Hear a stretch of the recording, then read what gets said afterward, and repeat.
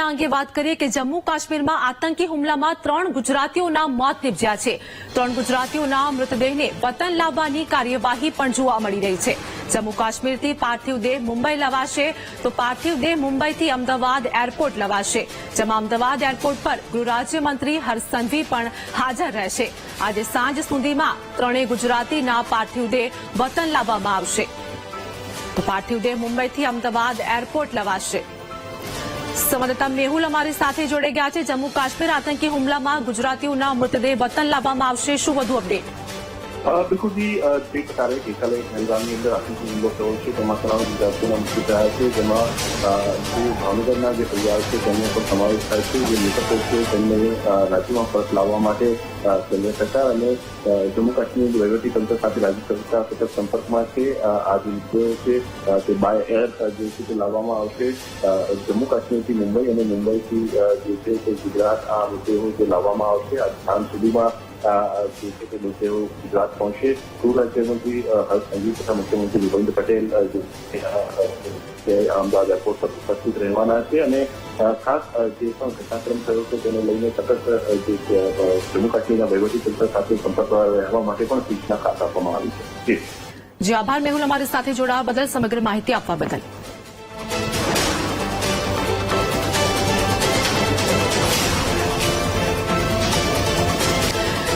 તો આતંકી હુમલામાં 3 ગુજરાતીઓના મોત નિપજી ગયા છે। આ સાથે જ મૃતદેહને હવે વતન લાવવાની કાર્યવાહી પણ જોવા મળી રહી છે। જમ્મુ કાશ્મીરથી પાર્થિવ દેહ ગુજરાત લાવવામાં આવશે, જેમાં આજ સાંજ સુધીમાં 3 ગુજરાતીના પાર્થિવ દેહ વતન લવાશે અને આ સાથે જ જમ્મુ કાશ્મીર આતંકી હુમલામાં 3 ગુજરાતીઓના મોતના સમાચાર મળ્યા, જેમાં 3 ગુજરાતીઓના મૃતદેહને વતન લાવવાની કાર્યવાહી પણ જોવા મળી રહી છે। 3 ગુજરાતીઓના મૃતદેહ વતન લાવવામાં આવશે। તો જમ્મુ કાશ્મીર આતંકી હુમલાને લઈને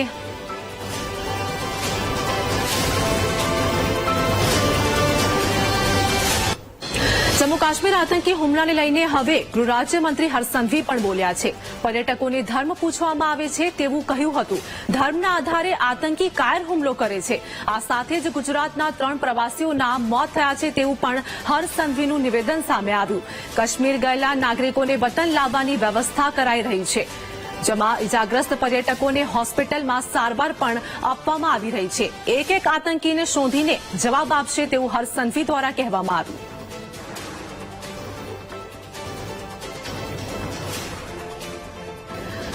તો આતંકી હુમલાને લઈને હર્ષ સંઘવી દ્વારા કહેવામાં આવ્યું હતું। આ સાથે જ તેમનું મહત્વપૂર્ણ નિવેદન પણ સામે આવ્યું છે।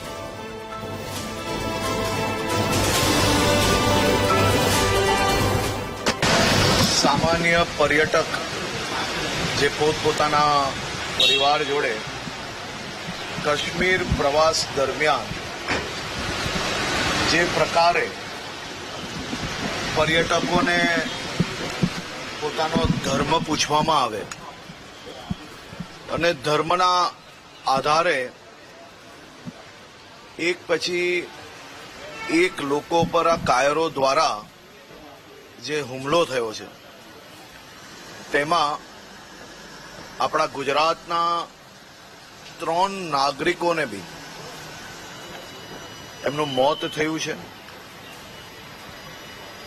આ તમામ નાગરિકોને પાછા પોતપોતાના પરિવાર સુધી, વતન સુધી પહોંચાડવા માટે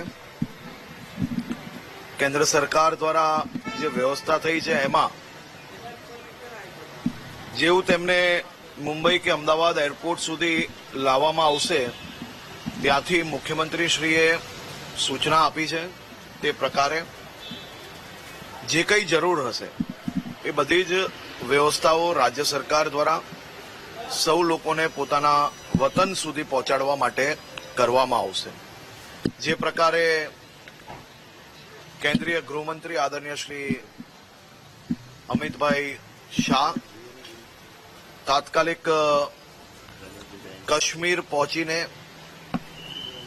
રિવ્યુ બેઠક અને બેઠક સાથે સાથે હાલતો પર તાત્કાલિક અસરથી મદદ અને જે પ્રકારે ગુજરાતના નાગરિકો જોડે વાત થઈ તાત્કાલિક બધી જ ટ્રીટમેન્ટ એ લોકોને હોસ્પિટલ ખાતે આપવામાં આવી હતી.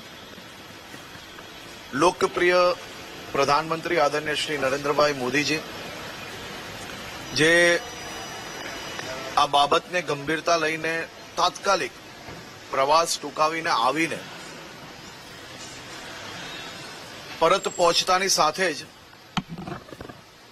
રિવ્યુ બેઠકના જે દ્રશ્ય આપણે જોયા છે અને મને પૂર્ણ વિશ્વાસ છે જે પ્રકારે મોદી સરકારનો ટ્રેક રેકોર્ડ રહ્યો છે કે ભારત દેશ કે સુરક્ષા ઉપર કોઈએ આંખ ઊંચી કરી કે જો કોઈએ દેશ પર હુમલો કર્યો હોય તો એકને શોધીને ભૂતકાળની અંદર ના ભૂતો ના ભવિષ્ય જેવા જવાબો આપવામાં આવ્યા છે અને મને પૂર્ણ વિશ્વાસ છે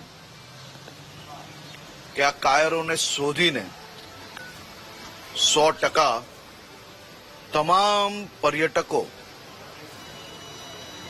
જેમને પોતાની જાન ગુમાવી પડી છે તેમને તેમના પરિવારજનોને ન્યાય અને મજબૂત ન્યાય જરૂરથી મળશે. તો પહેલગામ આતંકી હુમલા પર ઋષિકેશ પટેલ બોલ્યા હતા. સાથે જ આતંકી હુમલામાં 3 ગુજરાતીઓના મોત થયા છે તેવું મંત્રી ઋષિકેશ પટેલનું નિવેદન સામે આવ્યું. રાજ્ય અને કેન્દ્ર સરકાર જમ્મુ કાશ્મીર તંત્ર સાથે સતત સંપર્કમાં છે, જેમાં આતંકીઓને કેન્દ્ર સરકાર જબડાતોડ જવાબ આપશે તેવું પણ કહ્યું હતું.